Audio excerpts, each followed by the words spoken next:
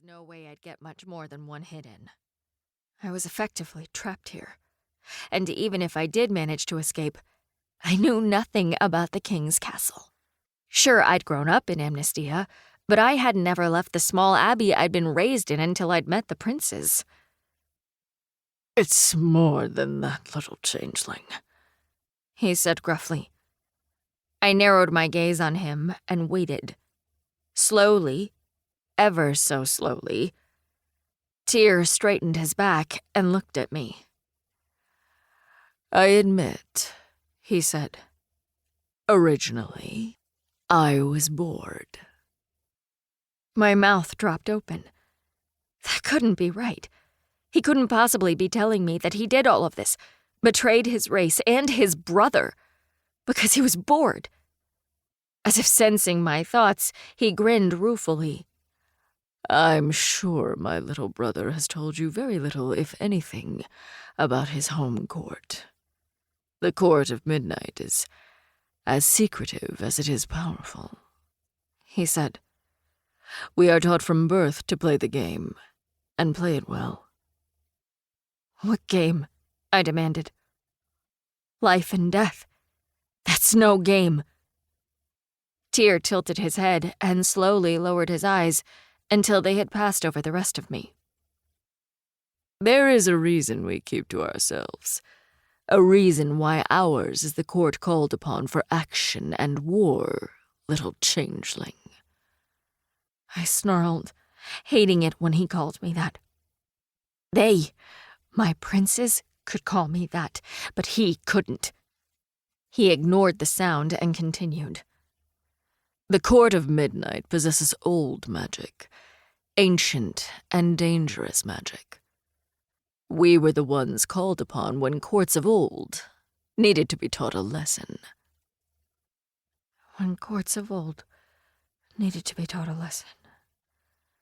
My lips parted, and shock rocketed through me. He couldn't mean what I thought he meant. Did that mean... Was his court, Orion's court, responsible for the loss of the Brightling court? A cruel, twisted sneer lit his face.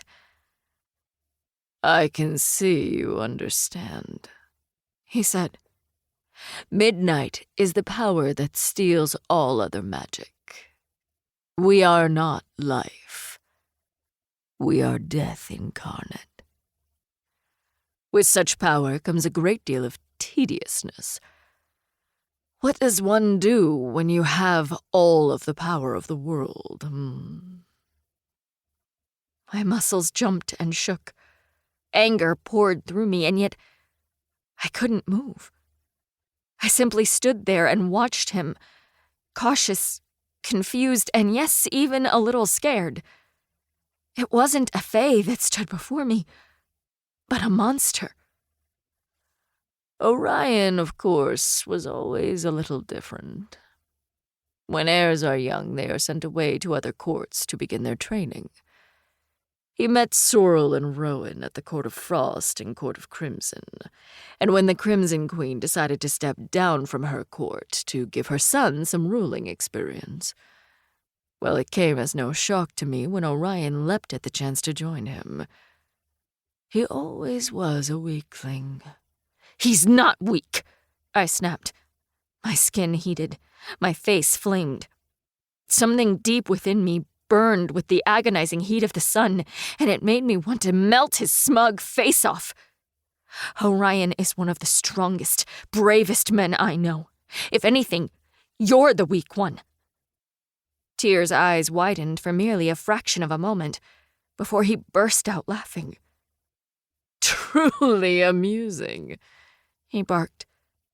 "I almost believed you there for a moment myself."